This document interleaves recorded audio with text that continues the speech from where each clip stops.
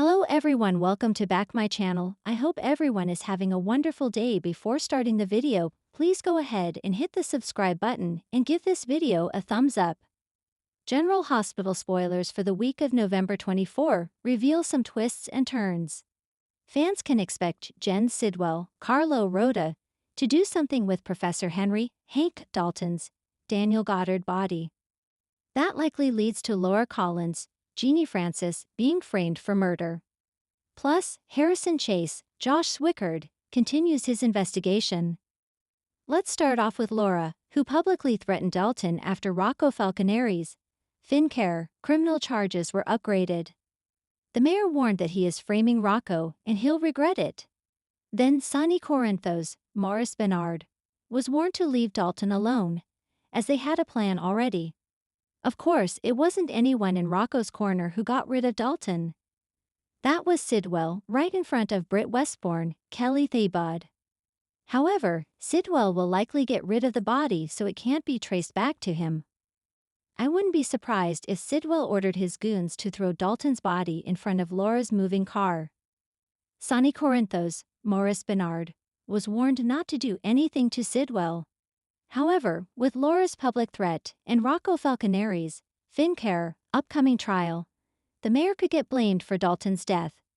While the man was shot, the police might reason that maybe Sonny shot him while Laura ran him over with a car. As for Rocco, he might have to stay behind bars for a little bit. I could see Dalton's sudden murder complicating things for the young man. General Hospital spoilers for next week reveal that Chase is continuing his investigation. Right now, Chase is working to prove that Michael's alibi is fake.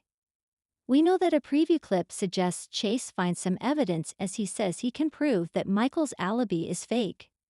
While Chase is working hard and Willow needs to keep her distance from Drew Kane, Cameron Matheson, the nurse could end up getting even closer to her hero.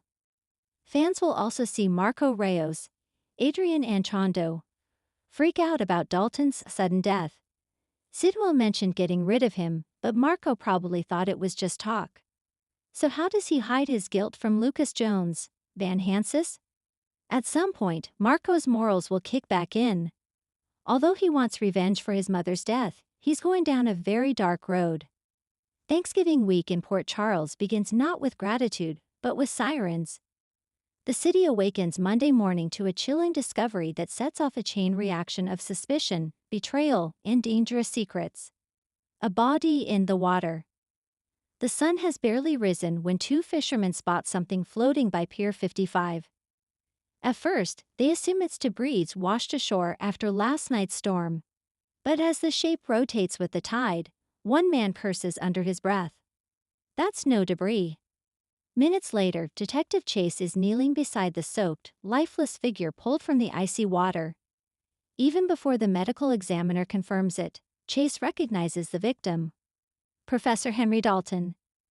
Dalton, the mysterious academic who arrived in Port Charles earlier this year, had vanished weeks ago under suspicious circumstances. Rumors of him skipping town swirled, but Chase had always felt something darker was at play. Now he has proof. Dalton's body shows bruising on the neck, a clear sign of strangulation. His fingers are scraped, as though he fought hard before going under. And his pockets contain nothing, not a wallet, not an ID, not even his wedding ring. Someone wanted this man dead. And someone wanted to make sure no one knew why. Lore's name, TURNCUP, and everything GES.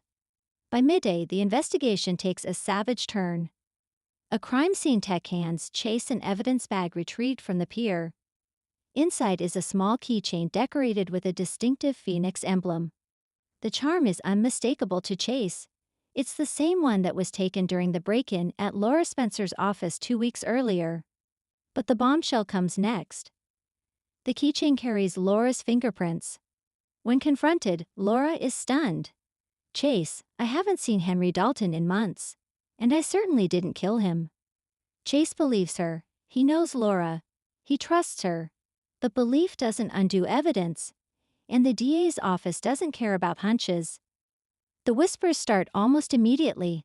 How convenient that the respected mayor is suddenly linked to a murder. How neat that the break-in she brushed off now looks like a setup. Laura realizes quickly. Someone isn't just framing her. Someone wants to destroy her. Spencer dives into dangerous territory. Across town, Spencer Cassadine receives the news and reacts exactly as expected, with anger, fear, and a determination that borders on reckless. "No one frames my grandmother," he snaps, storming out of Kelly's. Despite Laura urging him to stay out of it, Spencer starts digging into Dalton's final days. His inquiries take him down a path filled with Cassadine ghosts, old files, abandoned research, and dark projects Dalton had shown far too much interest in. The name that keeps popping up? Helena. Dalton had been researching the Cassadine family, specifically the cryogenic experiments, psychological conditioning trials, and unfinished projects Helena left behind.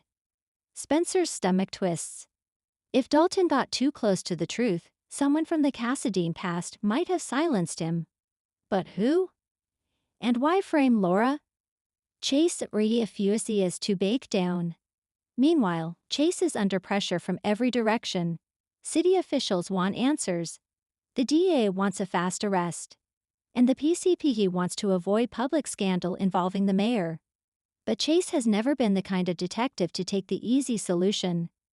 Something about the evidence feels too neat, too clean, too perfectly organized to be real. The timing of the keychain, the placement of fingerprints, the pristine condition of the scrap of fabric found under Dalton's fingernails, a scrap matching one of Laura's scarves. It's all too choreographed. Chase orders retests and re-examines the security footage around Dalton's last known location. Late Tuesday night, he discovers the break he desperately needs. PCU's East Entrance security feed, the last footage of Dalton alive, has been tampered with. Not erased. Altered. A pro did this. Suddenly, Chase's instincts and his loyalty to Laura burn brighter than the pressure closing in on him. Anna provides crucial intel.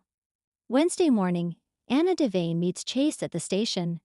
She's heard enough whispers to know what's coming, and she won't let Laura be railroaded. Anna reveals something from her WSB contacts. Dalton applied years ago to a WSB research division, but was denied because his academic interests were too aligned with morally questionable historical investigations. Dalton had also been looking into sealed Cassadine files, restricted, classified documents connected to Helena. Anna looks Chase squarely in the eye. Dalton uncovered something, and whoever killed him wants us to believe it was Laura. The theory forms in Chase's mind like lightning. If Dalton found evidence of a Cassadine operation still active, and if Laura was the moral obstacle standing in the way, then framing her would remove a problem while burying Dalton's discovery.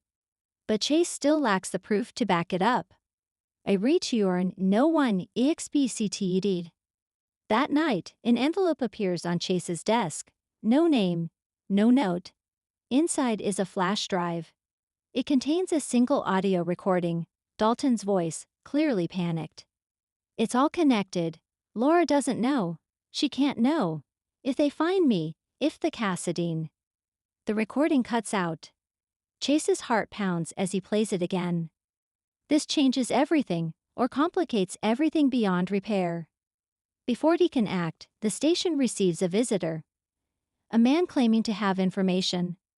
The moment he steps off the elevator, Chase's breath catches. A Cassadine. One who was believed missing for years. Alexei Cassadine. And his first words are chilling. You won't find Dalton's killer without understanding what he uncovered. And believe me, detective, Laura Spencer is innocent. But the people who did this will not hesitate to eliminate her. Thanksgiving takes a dark turn. By Thanksgiving morning, even the holiday can't stop what's coming. Laura tries to keep the day peaceful for her family, but fear coils beneath every breath. She knows Chase is fighting for her, but she also knows the DA is hungry for a high-profile arrest. And then it happens. A knock. A heavy silence. The sound of cuffs. Chase steps inside with regret carved into his features. Laura Spencer, you're under arrest for the murder of Henry Dalton. The room erupts in shock. But as he gently turns her toward the door, Chase leans in and whispers, "I'm going to clear you, I swear it." Because just before coming here, Chase received one last piece of evidence. Thanks for watching this video and please subscribe our GH News 24 YouTube channel for more update news.